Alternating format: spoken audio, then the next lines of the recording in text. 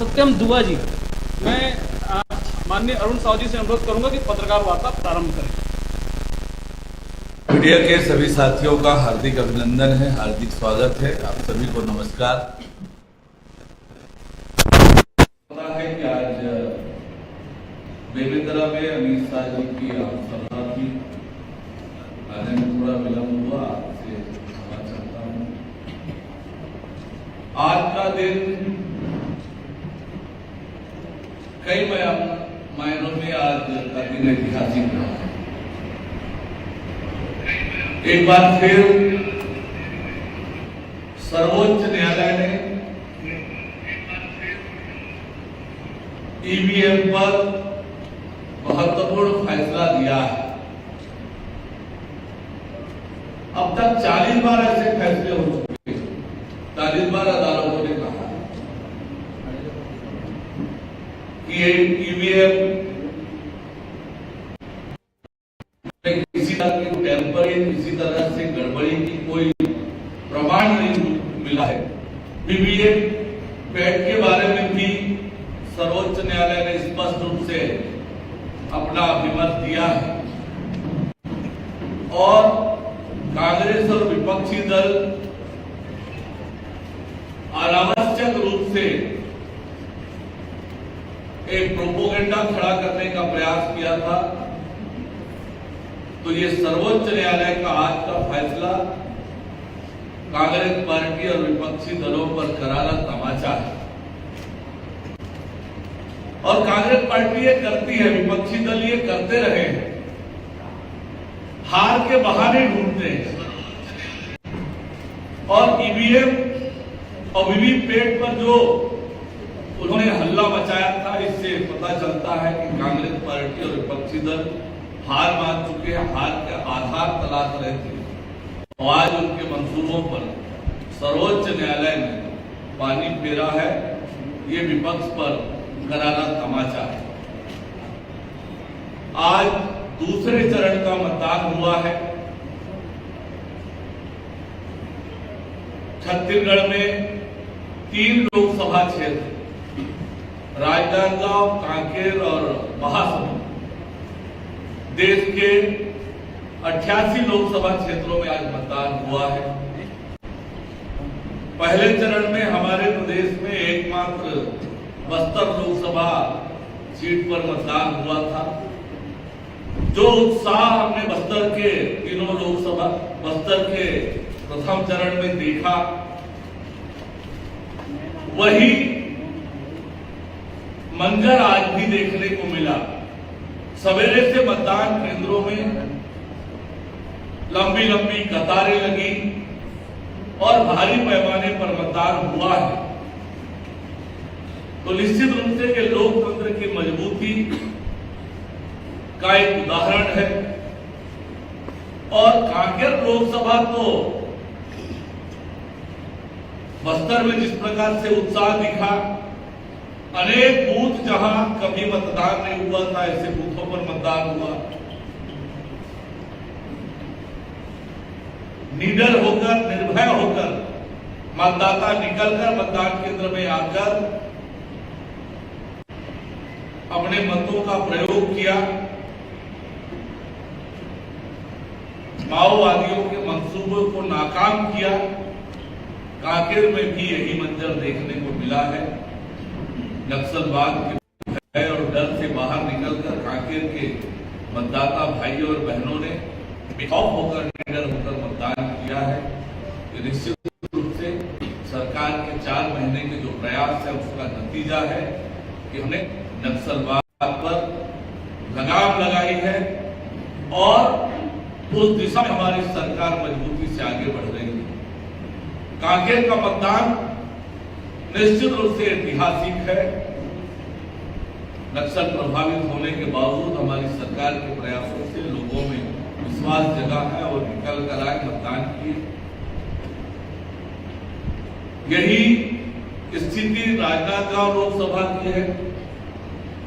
वहां पर भी लोग निडर होकर, बेखौफ होकर निकले और मतदान किए। महासमुंद में भी यही मंजर। तो ये निश्चित रूप से बहुत उत्साहजनक मतदान आज का रहा है और पहली बार ये महसूस हुआ है। अब तक एंटी इनकम्बेंसी दिखा करती थी चुनाव में, लेकिन इस बार के लोकसभा चुनाव में प्रो इनकम्बेंसी दिख रही है। जनता आगे बढ़कर नरेंद्र मोदी जी का नाम लेकर निकल रही है और नरेंद्र मोदी जी के साथ जनता खड़ी हुई दिखाई देती है। तो ये निश्चित रूप से ये 3 लोकसभा के जो परिणाम आज मतदान हुए हैं वो भारतीय जनता पार्टी के लिए बहुत उत्साहजनक है।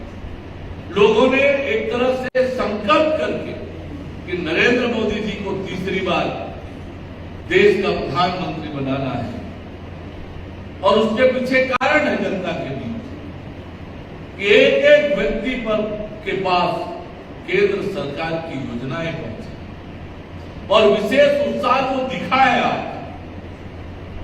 वो युवाओं और महिलाओं में तो गजब का उत्साह दिखाया।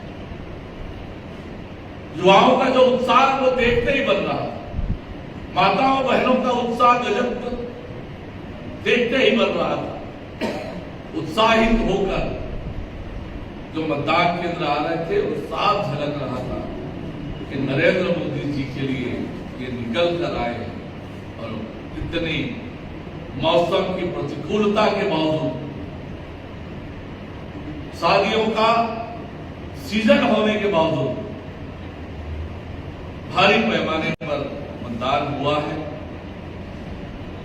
5 सालों में छत्तीसगढ़ को लूटने का काम जो भूपेश बघेल कांग्रेस की सरकार ने किया और उसके बाद प्रदेश में जो विष्णुदेव साय जी की सरकार बनी है, भारतीय जनता पार्टी की सरकार, उसने 4 महीने में जो मोदी की गारंटी के बड़े बड़े वायदे पूरे किए, उसका भी स्पष्ट रूप से असर जनता के बीच दिख रहा है। और मैं पूरे विश्वास के साथ ये बात कह सकता हूं कि पहले चरण की बस्तर, दूसरे चरण के राजनांदगांव, कांकेर और महासमुंद सहित 11 की 11 सीटें भारतीय जनता पार्टी जीतने वाली है। कांग्रेस का सुपड़ा साफ होने वाला है। कांग्रेस पार्टी 0 में आउट होने वाली है और इस भारी मतदान के लिए जो मतदान दल, सुरक्षा के अधिकारी, कर्मचारी और पार्टी के कार्यकर्ताओं को मैं बधाई देता हूं कि उन सब के समन्वित प्रयास से इतने भारी पैमाने पर मतदान हुआ है।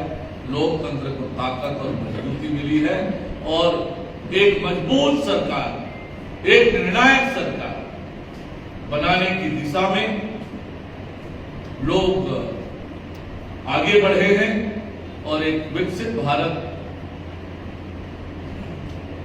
के निर्माण के लिए एक मजबूत और सक्षम सरकार प्रदेश और देश की जनता बनाने वाली है।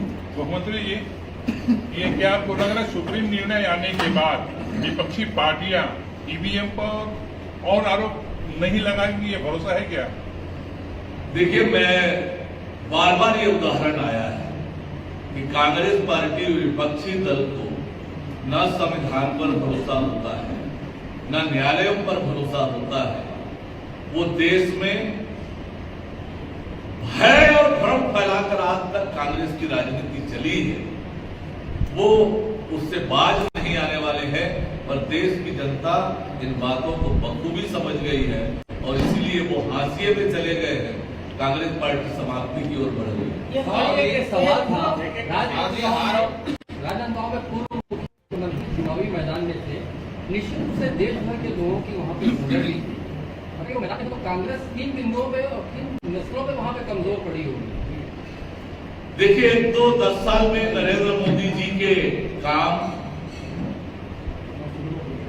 4 महीने विष्णुदेव साय भारतीय जनता पार्टी की सरकार के काम और 5 सालों में जो छत्तीसगढ़ की दुर्दशा हुई, भूपेश बघेल जी के नेतृत्व में जो लूट मची और राजनांदगांव की जनता की जो उपेक्षा उनके कार्यकाल में हुई, इसके कारण से राजनांदगांव का परिणाम और हमारे वहां के प्रत्याशी सांसद संतोष पांडे ने राजनांदगांव की जनता के लिए लगातार लड़ाई लड़ी, बड़े बड़े काम वहां कराए। इसके कारण से वहां का परिणाम भारतीय जनता पार्टी के पक्ष में आने वाला है। आरोप है कि अपने अपने दावे दोनों पार्टियां कर रही हैं। आज महिला कांग्रेस की जो राष्ट्रीय अध्यक्ष अलका लांबा आई, उन्होंने बयान दिया है कि साउथ से भारतीय जनता पार्टी साफ है और नॉर्थ में हाफ है। 190 सीटों का आज मतदान हो चुका है। आपका आकलन क्या होता है? कांग्रेस पार्टी को चलाने वाला वो परिवार कांग्रेस की हालात को बताता है कि वो परिवार पंजा छाप को वोट नहीं दे पाने वाले। जो परिवार कांग्रेस पार्टी को चलाती है वहां पर उनके गठबंधन का प्रत्याशी है, वो अपनी पार्टी के छाप को वोट नहीं दे पाने वाले हैं और जनता में कांग्रेस की विश्वसनीयता समाप्त हो गई है। अब की बार 400 पार का ये नारा देश की जनता का नारा बन गया है और 400 पार होने वाला है। कांग्रेस नेता प्रतिपक्ष बनाने के लिए भी तरसने वाली है, नहीं बनने वाली है कांग्रेस पार्टी। सीबीआई ने बीरमपुर हिंसा की जांच शुरू कर दी है, FIR दर्ज। देखिए, जिस प्रकार से भुवनेश्वर साहू की हत्या हुई, राजनीतिक तुष्टीकरण, और उसके बाद सरकार ने जिस प्रकार से उस मामले पर लिपापोती की, एक पक्षी कार्यवाही की और इस बात की गंभीरता को समझिए कि एक दिग्गज नेता तो साझा की जनता ने एक बहुत सामान्य कार्यकर्ता, सामान्य व्यक्ति ने पूरी तरह से धराशाही किया। जनता की अदालत में इस बात का फैसला हो गया कि भुवनेश्वर साहू के साथ, ईश्वर साहू के साथ अन्याय हुआ और इसलिए हमारी सरकार ने तय किया कि हम सीबीआई जांच कराएंगे ताकि प्रदेश की जनता के सामने ये उजागर हो और ये दूध का दूध और पानी का पानी। ये कांग्रेस आरोप लगा रही है कि पुलिस, आपके पास पुलिस है, क्या पुलिस कुछ नहीं कर रही है? और दूसरा ये कहा है कि सीबीआई जांच केवल संसदीय फैलाने का काम बीजेपी कर रही है और वो ये भी कह रही है कि अगर साहस है तो झीरम की भी सीबीआई जांच करे। अब ये झीरम का सच अपने जेब में रखकर घूमने वाले 5 साल में झीरम का सच निकाल नहीं पाए, केवल वो झुंझुना दिखाते रहे, केवल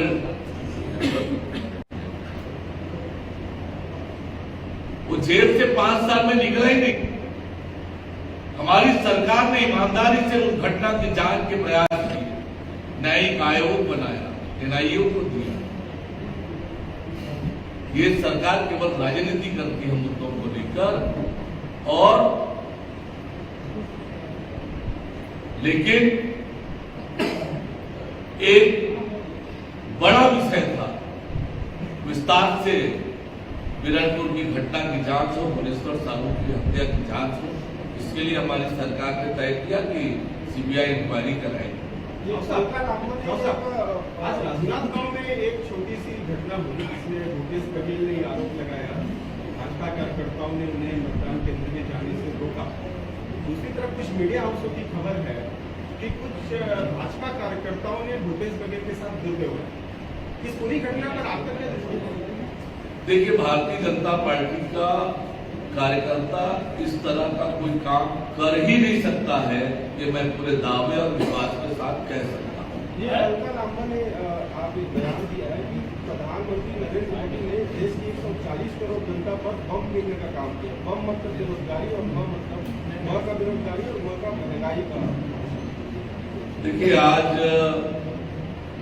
ये विपक्षी दल मुद्दा विहीन हो गए हैं, बार बार इस विषय पर चर्चा हो गई है, बार बार सरकार ने बताया है कि किस तरह से रोजगार के अवसर हमारी सरकार ने सृजित किए हैं और महंगाई के बारे में भी बार बार बताया गया है कि सरकार ने क्या क्या उपाय किए और दुनिया से तुलना करके देखें, पड़ोसी पाकिस्तान से ये तुलना कर लें, जिसकी भाषा कांग्रेस पार्टी बोलती है,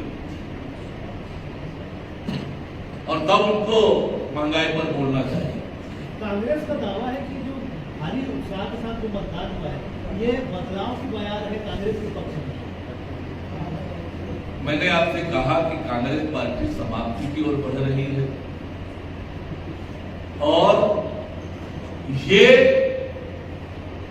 ऐसा कोई काम और कोई मुद्दा नहीं है कांग्रेस के पक्ष में जो इस तरह से वो दावा करे। ये भारी मतदान, भारी उत्साह केवल और केवल नरेंद्र मोदी जी के काम, नरेंद्र मोदी जी का सक्षम निर्णायक नेतृत्व, एक मजबूत सरकार के गठन के लिए ये उत्साह है। मजबूत सरकार के बारे में देश की जनता ये बहुत स्पष्ट रूप से समझ गई है कि मजबूत सरकार होने से देश का कैसे विकास होता है, कैसे देश मजबूती से आगे बढ़ता है। आज दुनिया में जो भारत की मान सम्मान प्रतिष्ठा बढ़ी है, आज गांव गरीब और किसान के लिए जो काम हुआ है, आज देश की आंतरिक और बाह्य सुरक्षा मजबूत हुई है, देश की अर्थव्यवस्था 11वें नंबर से ऊपर आकर 5वें स्थान पर पहुंची है। ये बताता है कि एक मजबूत सरकार के क्या लाभ है जो केवल और केवल नरेंद्र मोदी जी दे सकते हैं, और इसलिए ये जो सारा उत्साह है ये नरेंद्र मोदी जी के नेतृत्व और नरेंद्र मोदी जी को तीसरी बार प्रधानमंत्री बनाने